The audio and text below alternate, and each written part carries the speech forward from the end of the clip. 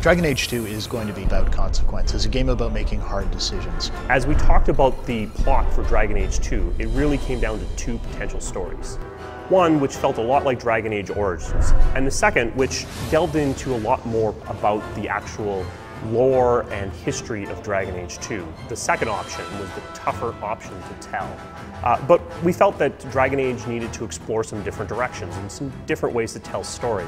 Hawke, the man or woman that the player steps into the shoes of, is a refugee, someone who escaped the Blight and spawned a legend. Hawke is going to be a different character based on the actual dialogue options you pick. And that was a lot of fun trying to come up with the good guy character who's going to sacrifice himself to do the right thing for others, and the much more aggressive, I'm going to, do whatever it takes kind of character. And of course it wouldn't be Dragon Age without the snarky, sarcastic humor. She fills her days making poisons and cake. Tell me you didn't try the cake. How did he rise to power? How did he become the champion of Kirkwall? What's brought the city and later the entire world to the brink of war? These are questions that need to be answered. It's like one of those moments in history where people will talk about for centuries afterwards that I knew someone was there, or read stories about the people who were there. So the player gets to be there at that pivotal moment.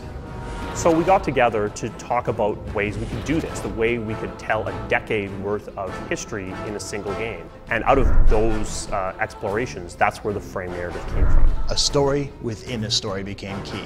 This is a technique you see in The Usual Suspects, you see it in Princess Bride. It's being told from the perspective of a character named Varric. He's a dwarven rogue storyteller. I've had gentler invitations.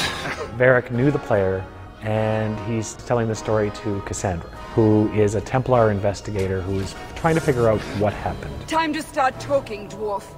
They tell me you're good at it. But he doesn't always tell the truth. Sometimes he begins telling the legend, the story that everybody knows about this character, Hawke, that was larger than life. Bullshit. That's not what really happened. When a book or a movie does a frame narrative, the narrator knows how things are going to turn out. But in a video game, we can't know that, because the way you choose to play is going to affect the narration. And what's so very cool about this is, while we can't really take credit for frame narrative, it's been used for hundreds of years, I think this may be one of the first, the truly interactive frame narratives. Thus began the champion's first year in Kirkwall, settling his debts with the mercenaries. That's when I first met the champion. In Dragon Age Origins, you traveled across the land, but in Dragon Age 2, you're traveling through time. We're focused on a more specific area. You see it over time, you see it evolve, you see it change. This, I think, gives it more depth. Relationships can develop over a period of years rather than just weeks or months. Been a while, hasn't it? I've been keeping an eye on you.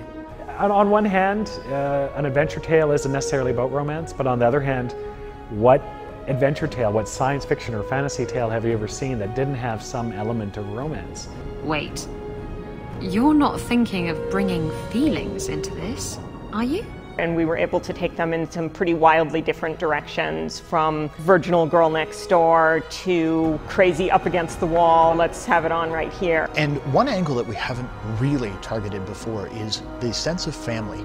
The sense that Hawke is not some character who just washed up on a beach with no history, nothing to back him up. He's got a mother, he's got siblings, and they come with him. Will we see rivalry? Yes. Will we see jealousy? Yes. Will we see genuine affection? Yes. We're running from your bloody Templars. I'm in charge. You do what I say. Right, brother.